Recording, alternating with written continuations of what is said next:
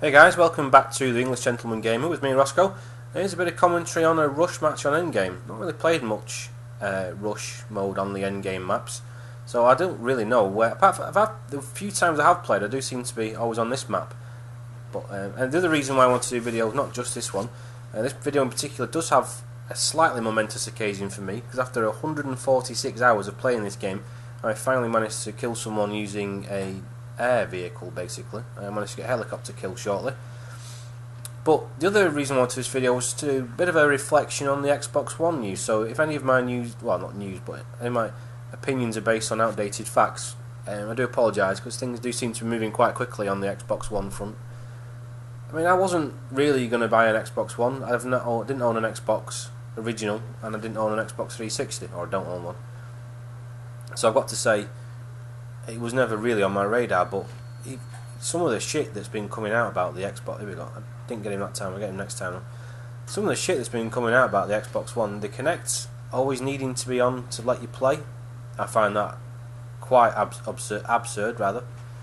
The fact that it's always on with their excuses that it wants to listen for you to say the word Xbox go on or some other shit like that. And I find that quite creepy. And my question would be, if the microphone's always on, how do you know? If you're not having a bit of a fumble on the couch with your better half, if the bloody camera can't come on, and you're guaranteed the first thing that's going to be hacked on that machine is the camera, of the Kinect rather, because someone's going to be pissed off. That's a bit of a lucky there. That guy spawned right in front of me. Yeah, people are going to get pissed off with the fact that the Kinect has to be on for you to be able to play. I can't see that being a good thing in any way, shape or form. And I wouldn't be surprised if Microsoft, by the time the thing comes out, actually end up capitulating on that one, because I certainly wouldn't like it on all the time. It's there to enhance certain games. Yeah, fair enough. I don't think it needs to be on and needs to be connected. Will they let you play a game though? I was a bit cocky. I thought I could get my gun out in time and shoot them guys on the bikes, but someone else got me. The second-hand games thing, you've got to pay a fee that at the moment appears to be virtually full price to play the fucking game. I mean, that's a scandal. I get that the actual game developer should, in my opinion, get some money for second-hand game sales. Yet they're the ones who've made the effort. You could argue possibly the publishers should get a little bit because they've taken a risk on publishing the game in the first place. I don't think Microsoft should get any fucking money. They've done nothing. When Activision release a game on any platform, it's Activision who've paid to get it made, and it's whoever, Infinity Ward, Sledgehammer, or whatever shitty fucking studio it is, that have actually done the work. Microsoft have done fuck all. That's what would get my go. It does piss me off, in fact. One of the reasons I've not ended up buying Medal of Honor Warfighter is because even though I can get it for £5 from the second-hand shop, I've still got to pay 15 quid to play the multiplayer. So, I've been kind of waiting to find a brand new copy for a tenner, because I'm sure they must be out there by now. What else is there? I don't like this whole... the reason why I picked Sniper now is that guy was running off completely the wrong way then. So I put my sniper rifle out to try and find him, but I think he was hiding... Where I'm looking here, I think he was hiding behind that hill somewhere, but I couldn't be asked going looking for him, to tell you the truth. I think in one little clip, I might have just passed him there, actually. But anyway, I digress. This whole thing about I also read that the Kinect, with it always being on, when you're watching a film, it's going to detect how many warm bodies are basically in front of the camera.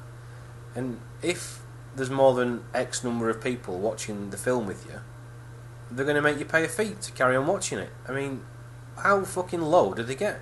If I buy a Blu-ray for my PS3, which you can't do for your Xbox because Microsoft are fucking stupid, it's not... Sony don't give a flying fuck. I could fill my house with 30 people and put a Blu-ray on, and no one gives a flying fuck. Seemingly, Microsoft though want to stick their oar into absolutely every aspect of who's watching and who's doing what on the Xbox One, and I find it quite creepy and quite insulting, to be honest, that they're gonna... If you're watching this NFL bollocks, I quite like NFL, but it's expensive to watch. The NFL European Pass thing is quite expensive, so I end up just watching highlights on a Monday on the internet. But if you're in whatever, Richmond, Virginia, whatever, and you've got an Xbox One, and you want a couple of mates to come around, are Microsoft really going to be obligated by the NFL, by part of the contract, to make you pay more because there's like more than one person watching the fucking match with you. It's just, it beggars belief. And there's another report out now saying that your existing expensive Turtle Beach headphones aren't going to work with it. Now, the point that I watched a video by a guy called the Red Dragon, who's quite good, by the way. You should watch some of his stuff. He's quite informative. But he made a couple of good points. That the point that struck me was that apparently Microsoft are going to develop this technology where if the player that you're talking to is on screen behind you, it's going to appear as if he's behind you when he's talking to you. Now that sounds to me like an improvement, but I don't see how that should eliminate you being able to use your existing Dolby 7.1 fucking headphones. I mean, the list of mistakes that Microsoft are making on this is fucking gets bigger and bigger. This whole shit that it's using some sort of new adapter, a new plug or some shit to actually attach to the. Here we go. 146 hours later, and I finally get a fucking airborne vehicle kill. First one ever. I've had loads of vehicle disabled when they've fucking bailed out, but the first time I managed to kill someone. But yeah, if you've paid 150 quid, 200 quid for some Turtle Beach headphones, I'd be fucking annoyed that they don't work with the Xbox One. I don't expect them necessarily to have the technology to do this. It sounds as if the dude's behind you. Fair enough, you know, that technology didn't exist when they were made, or you bought them, whatever. But that's my flying ability. That explains why I've had to wait 146 hours maybe to get a kill. The catalogue of mistakes that Microsoft are making with this fucking machine. The so-called reveal was a pile of shite. Everything was pre-rendered on Christ knows what. It certainly didn't appear to be rendered on an Xbox One. And as far as Call of Duty goes, I mean, anyone who's watched my channel with any great regularity will know I'm not the biggest fan of Call of Duty, and I refuse point blank to buy the games brand new when it's not running on dedicated servers. Now the rumour is Microsoft are now stipulating, one of the few good bits of news is they are now stipulating that all games must run on dedicated servers. Now, quite what Activision's opinion of this is, I don't know. I don't really give a fuck, to tell you the truth. It can only be a good thing in my opinion. Of all the games I've ever played online, Call of Duty is the only one that doesn't use dedicated servers, and it's the only one where you ever get any serious amount of lag and shit like that. So, how that can be anything but a good thing, I do not know. How that fucking guy got out of that helicopter in time, I do not know. But anyway. So yeah, that's one good thing they said. They've added, 300,000 servers or whatever, virtual machines is what they'll actually be. They won't actually be 300,000 Blade servers that they've bought off IBM or whatever. But that's one good thing. But the Call of Duty reveal, which, oh by the way, the video I uploaded, my greatest Call of Duty Ghosts trailer analysis video, it wasn't tongue-in-cheek what I was saying. The whole thing was a bit of an experiment though, because one guy, T. Martin, managed to get 300,000 views and 24,000 likes for re-uploading someone else's work, which, as a guy called Thunder pointed out, makes a mockery of people. And I'm not saying I fall in the same bracket as these people, but you know, I'm amongst YouTube creators, and I don't just upload normal gameplay. I do sometimes spend the effort cutting trailers together and stuff like that, like the Battlefield 70s ones, and finding the audio to go with it and stuff. And it's fucking frustrating when that 70s trailer, the first one, between going on Battlefieldo.com and my own channel, it barely made 500 views, and yet it took me over 5 hours to cut all that together. And this fucking cretin puts 20 seconds worth of audio on the beginning of a trailer, uploads it fucking verbatim, and gets 300,000 views. It's annoying. But anyway, the reason why I did my own video was just to say, I've noticed the way that YouTube has, for like a year now, not actually. Well, that guy didn't even flinch when I was shooting him in the fucking face. Yeah, YouTube has not shown the tags attached to a video for a while now, about 12 months or so. But what I have noticed is basically keyword stuffing, they call it in the SEO world, on people's video descriptions. So that's what I thought I'd do. And that's why there's a long description or the description goes on a lot longer than I would normally put on. And just as an experiment to see if it actually works. So, I mean, that is my opinion of the game. Although it's a bit more generous than I really was feeling. I think the fact that we didn't see any actual gameplay was a bit poor. The fact that half of the sort of scenarios or locations seemed to be lifted straight from Modern Warfare 3, I thought was a bit piss poor. the fact that they were going on about the fish AI was fucking ridiculous. And the bigger question was, why did we not fucking see it running on Xbox One? I mean, have we got to wait for bloody Jimmy Fallon again, like always, to see these games running? I mean, hats off to Sony. I'm pretty sure that Killzone Shadowfall was on Jimmy Fallon a couple of days after they demoed it, wherever the fuck they showed it. You know, people may take the piss out of the PS4, but at least for not actually showing the physical form of the device. I don't give a fuck what the PS4 looks like. I don't sit there looking at it when I'm playing on my PS3, that's for sure.